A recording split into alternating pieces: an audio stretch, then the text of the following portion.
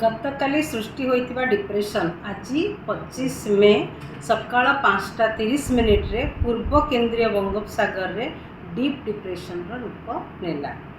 यह उत्तर पश्चिम दिग को गति करने सहित आज 25 मे संध्या सुधा पूर्व केंद्रीय एवं यह सहित लगी रही उत्तर बंगोपसागर रे साइक्लोनिक स्टॉर्म रे परिणत होबार संभावना रही।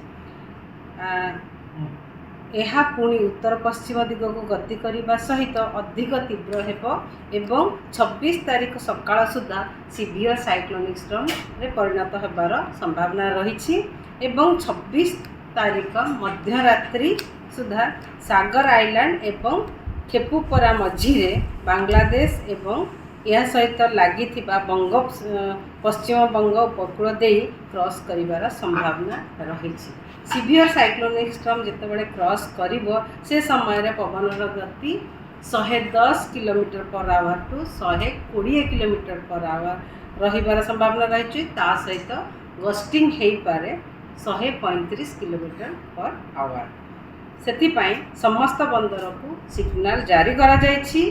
डिस्टेंट कशनरी सिग्नल नंबर 1 जारी करा जायछि।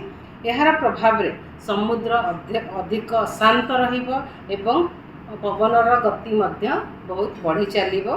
तेणु 27 तारीख पर्यंत मत्स्यजीवी मानक समुद्र भीतर को प्रवेश करबा पई संपूर्ण बारण करा जायछि।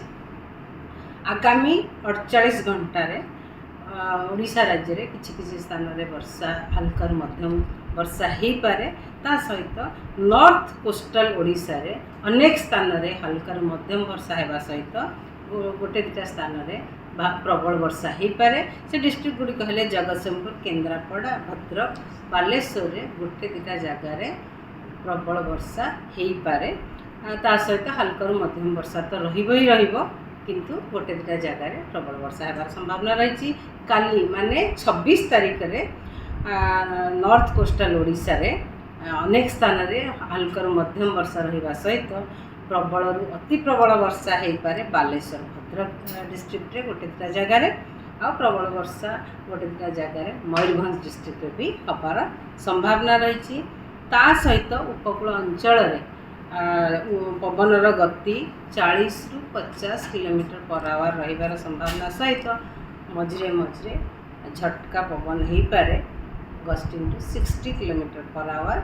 आमर उपकूलवर्ती अंचल गुड़िक हेले बालेश्वर, भद्रक, केन्द्रापड़ा, जगतसिंहपुर, पुरी, खोर्धा, कटक, जाजपुर। ये अंचल रे पवन मोस्टली 40 ରୁ 50 किलोमीटर पर आवर रहिबार संभावना रही।